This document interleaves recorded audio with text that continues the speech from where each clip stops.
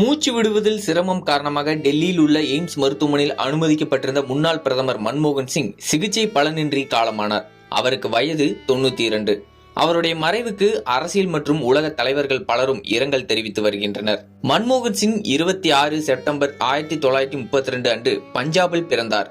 மன்மோகன் சிங் தனது கல்வியை பஞ்சாப் பல்கலைக்கழகத்தில் தொடங்கினார். முறையே 1952 மற்றும் 1954 பொருளாதாரத்தில் இளங்கலை மற்றும் முதுகலை பட்டங்களை பெற்றார். அங்கிருந்து கேம்பிரிட்ஜ் பல்கலைக்கழகத்திற்கு சென்ற அவர் 1957 பொருளாதாரத்தில் முதுகலை பட்டம் பெற்றார். 1962 ஆக்ஸ்போர்ட் பல்கலைக்கழகத்தில் பொருளாதாரத்தில் பட்டம் பெற்றார். 1971 ஆண்டு வர்த்தக அமைச்சகத்தில் பொருளாதார ஆலோசகராக அவரது அரசியல் வாழ்க்கை தொடங்கியது. அதைத் தொடர்ந்து அவர் தலைமை பொருளாதார ஆலோசகர் மற்றும் நிதி அமைச்சகத்தின் செயலாளர் போன்ற முக்கிய பதவிகளை வகித்தார். 1987 முதல் 1990 வரை ஜெனீவாவில் உள்ள அன்காட் செயலகத்தில் சிறிது காலம் பணியாற்றிய பிறகு அவர் தெற்கு ஆணையத்தின் பொதுச் செயலாளராக நியமிக்கப்பட்டார். அடுத்து நிதி அமைச்சகத்தின் செயலாளர், திட்ட கமிஷன் துணைத் தலைவர், இந்திய ரிசர்வ் வங்கியின் ஆளுநர், பிரதமரின் ஆலோசகர் மற்றும் பல்கலைக்கழக மானியக் குழு தலைவர் ஆகிய பதவிகளையும் வகித்தார்.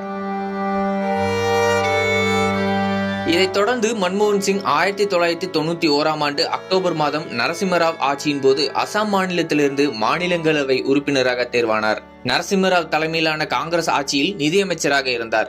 அதுவரை நிதியமைச்சர்களாக அரசியல்வாதிகளே செயல்பட்டு வந்த சூழலில் ராவ் தலைமையிலான அரசு ரிசர்வ் வங்கியின் முன்னாள் ஆளுநராக இருந்த மன்மோகன் சிங்கை மத்திய நிதியமைச்சராக்கியது. பின்னர் 2004 ஆண்டிலிருந்து 2014 ஆண்டு வரை இந்தியாவின் 14வது பிரதமராக இருந்தார். 2019 ஆண்டு ராஜஸ்தானிலிருந்து மாநிலங்களவைக்கு சென்ற அவரின் பதவிக்காலம் நடப்பாண்டு ஏப்ரல் மாதம் 3ஆம் தேதியுடன் நிறைவு பெற்றது.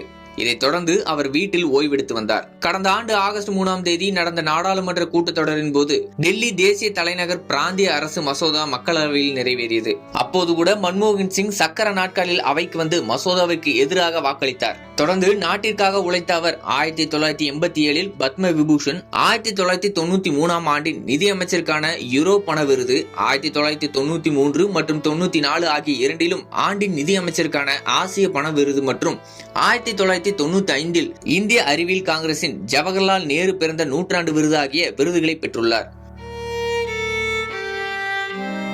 அவரது கடின உழைப்பு மற்றும் அவரது பணிவு, மென்மையான நடத்தை ஆகியவற்றிற்காக அறியப்படும் மன்மோகன் சிங் தனது தொலைநோக்கு பார்வைக்காக மட்டுமல்லாமல் இந்தியாவை ஒரு பொருளாதார சக்தியாக ஆக்குவதற்கும் வழிவகுத்தார் என்பது குறிப்பிடத்தக்கது.